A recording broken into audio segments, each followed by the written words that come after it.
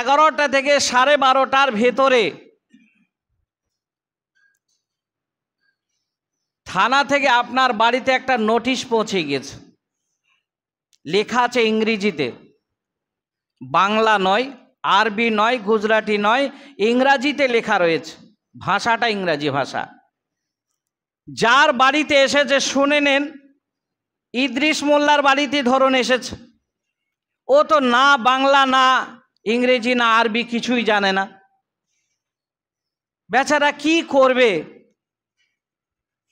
যখন শুনেছে এটা থানা থেকে নোটিশটা পাঠানো হয়েছে, আমার ছেলের নামে না আমার নামে না আমার বিবির নামে না আমার মেয়ের নামে, কিছুই বুঝতে পারি না। আচ্ছা বলুন, ওই ইদ্রিস মোল্লা কি নোটিশটা পাওয়া বা শোনার পরেও সে কি ঠান্ডা ঘরে ঘুমাতে পারবে? আপনারা বুঝে দেখেন তো কি ব্যাপার। আমার ছেলে কোথায় মার্ডার করলো নাকি, কি আমার নামে কেউ মার্ডার কোনো কেস দিল নাকি, ভেতরে অনেক কিছু জাগরণ হয়। কি করবে? তখন ছুটে আমার কাছে আসলো, ইমাম সাহেব কে গো? আমি ইদ্রিস মোল্লা বলছি, খবরটা কি? বলে একটু উঠে আসুন তো, দেখুন তো এটা কি আছে। আমি বললাম, ভাই এটা ইংরেজিতে লেখা রয়েছে, আমি পড়তে পারবো কিন্তু বুঝাইতে পারবো না। ভাই কোথায় যাওয়া যাবে? আপনি দেখুন শিক্ষিত মানুষকে আছে। বললো চলে যান ওদিকে, হয় কারিবুল্লার বাড়িতে যান, নাহলে হাসিবুরের বাড়িতে যান, তাদেরকে ঘুম থেকে জাগিয়ে একটু সমাধান করে নেন। সেই মানুষটা ছুটে যাবে, দৌড়ে যাবে, যাওয়ার পরে প্রধান সাহেবের বাড়ি গিয়ে ডাকবে, হাসিবুরের বাড়ি গিয়ে ডাক দেবে, ও বাড়িতে আছো? কে? আমি ইদ্রিস মোল্লা, কি খবর? একবার উঠে এসো বাবা।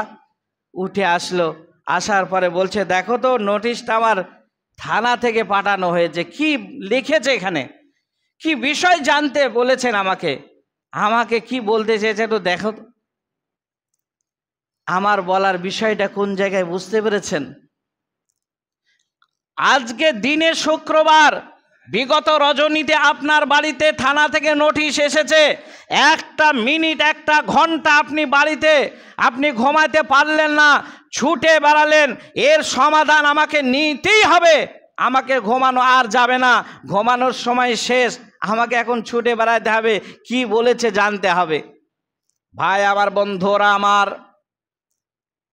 আপনার আজকে জুম্মার দিন বিগত রজনীতে এসেছে তাই জন্য ছুটছেন। আপনার আমার ঘরে ঘরে এমন একটা নোটিশ মহান আল্লাহ রাব্বুল আলামিন পাঠিয়ে দিয়েছেন। ওই নোটিশটা একদিন নয়, 1 বছর 2 মাস নয়, এটা হলো আজ থেকে বিগত 1450 বছর হয়ে গেল। এই 1450 বছর হয়ে গেল যে নোটিশটা, যে দরখাস্তটা আপনার বাড়িতে কোনায় কোনায় আল্লাহ পৌঁছিয়ে দিয়েছেন, সেই নোটিশটা নিয়ে আমরা কতজনা ভেবেছি, কয়জন আমরা চিন্তা করেছি? নোটিশটা কি গো? নোটিশটা হলো কোরআনুল মাজিদ, কোরআনুল হাকিম, যেটা আমাদের কাছে পরিচিত কোরআন শরীফ। তা সেই কোরআন মাজিদ আমার আপনার কাছে, সেটা তো একটা বিদেশি ভাষা, সে তো আরবিতে লেখা। তাহলে আরবি লেখা সেই নোটিশটা আপনার বাড়ি এসে গেল, আপনি একটা দিন, একটা ঘন্টা, একটা বছর আপনি ভাবলেন না তো, কি জানি সূরা বাকারাটা কেন পাঠিয়েছে, সূরা ইমরানটা কেন পাঠিয়েছে, সূরা আহজাব কেন পাঠিয়েছে, সূরা গাশিয়া কেন পাঠিয়েছে, সূরা নামাল কেন পাঠিয়েছে? একটা দিন তো ভাবলেন না।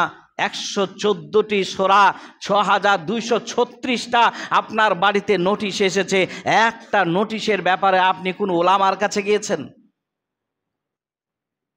কোনো একটা জানেওয়ালা জ্ঞানী মানুষের কাছে গিয়েছেন?